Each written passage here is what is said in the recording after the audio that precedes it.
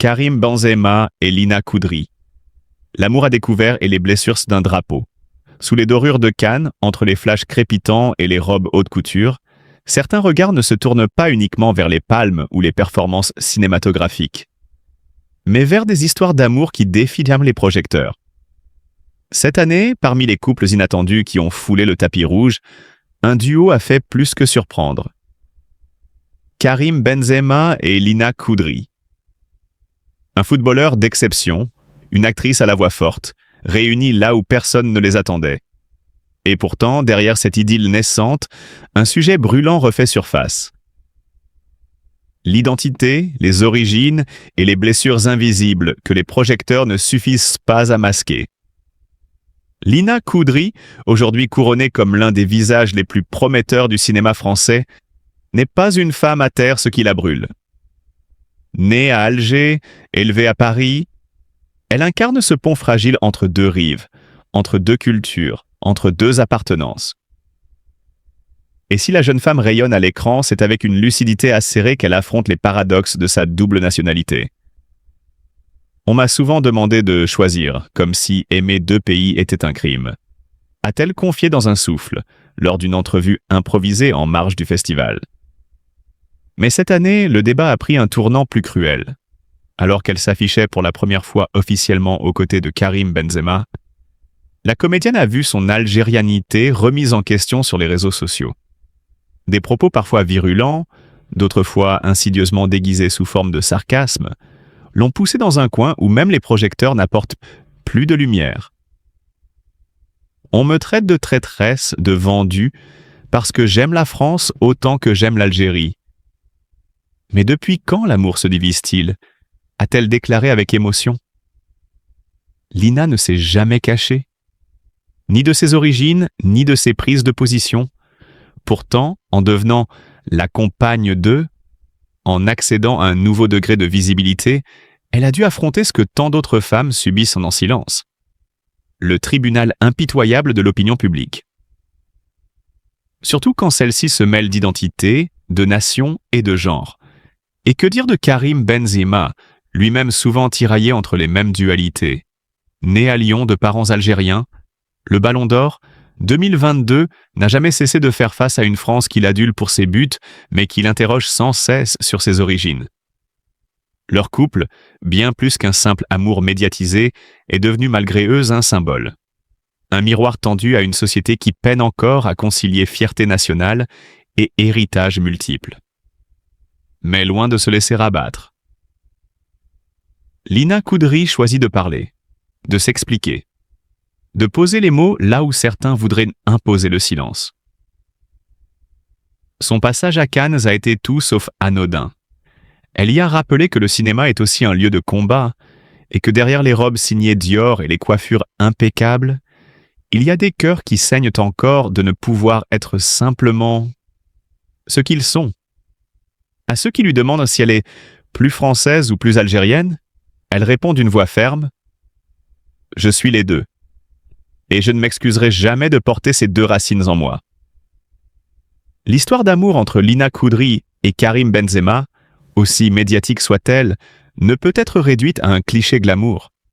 Elle révèle la complexité de deux êtres qui se cherchent, se comprennent peut-être aussi parce qu'ils portent en eux les mêmes fractures. Et si la France des tapis rouges semble prête à les applaudir, celle des coulisses doit encore apprendre à écouter, à comprendre et surtout à respecter. Dans un monde où afficher ses origines est encore perçu comme un acte politique, Lina Koudry n'est pas seulement une actrice amoureuse d'un footballeur. Elle est une femme qui, au nom de ses racines, se dresse avec élégance contre les vents contraires. Et pour cela, elle mérite bien plus que des likes ou des titres de presse. Elle mérite qu'on l'entende. Lina Koudry et le Ballon d'Or. 13 jours, 13 nuits d'une révélation publique.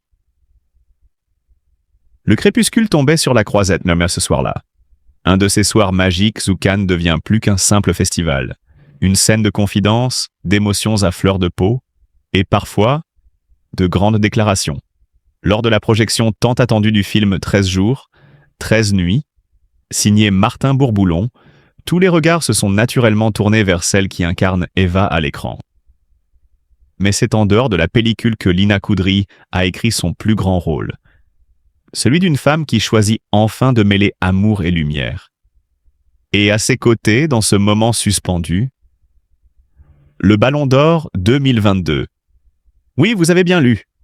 Celui qui fait vibrer les stades du monde entier n'est plus seulement maître du ballon rond, il a aussi conquis le cœur de l'une des actrices les plus talentueuses de sa génération. Leur histoire, longtemps murmurée à demi-mot dans les coulisses des soirées parisiennes, a trouvé son épilogue public sous les projecteurs cannois. Une apparition main dans la main, complice, comme une signature silencieuse mais éclatante. Oui, c'est nous. Mais 13 jours, 13 nuits, c'est plus qu'un simple décor pour une annonce amoureuse. C'est un film où Lina Coudry incarne Eva, une femme prise entre deux mondes, deux cultures, deux appartenances.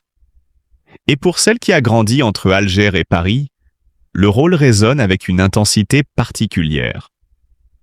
Dans les colonnes de version Femina, l'actrice de 32 ans s'est confiée avec une rare sincérité sur cette connexion presque intime avec son personnage.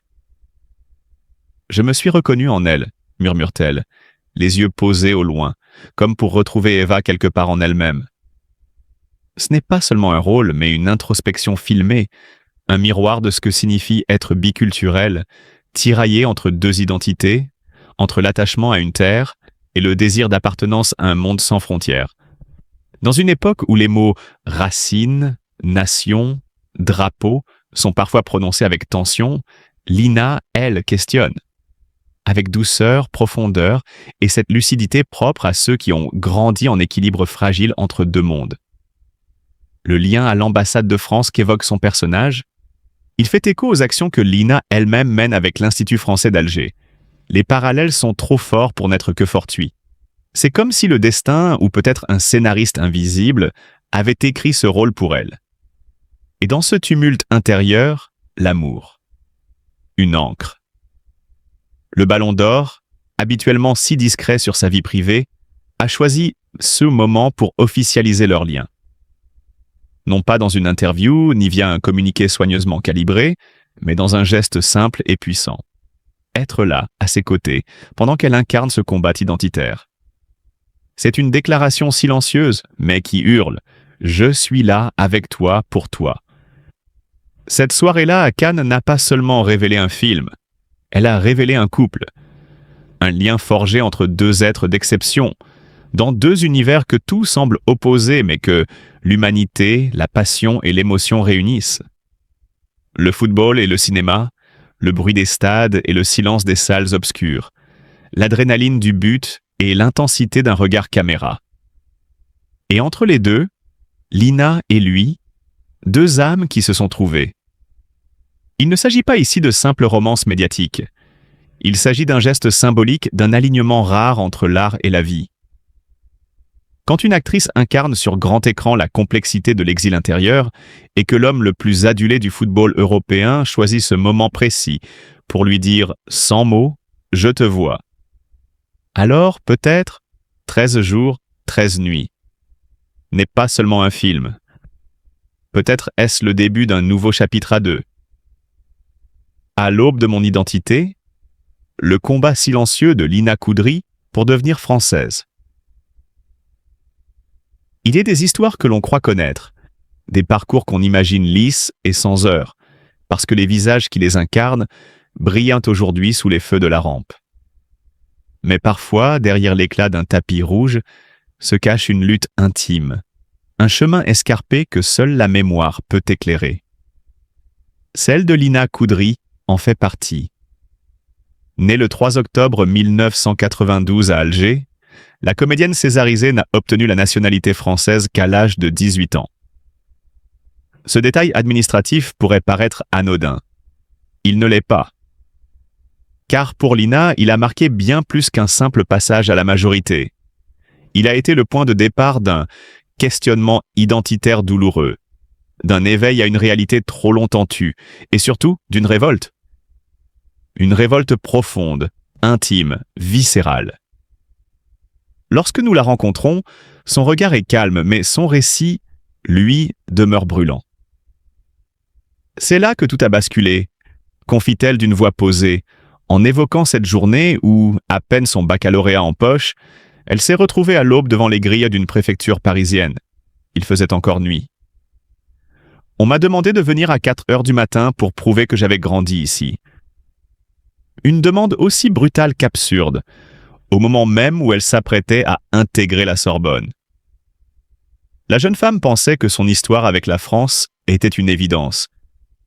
Elle allait en Algérie chaque été, parlait les 2 langues, avait des amis, des souvenirs et des rêves de ce côté-ci de la Méditerranée. Mais ce jour-là, tout s'est fissuré.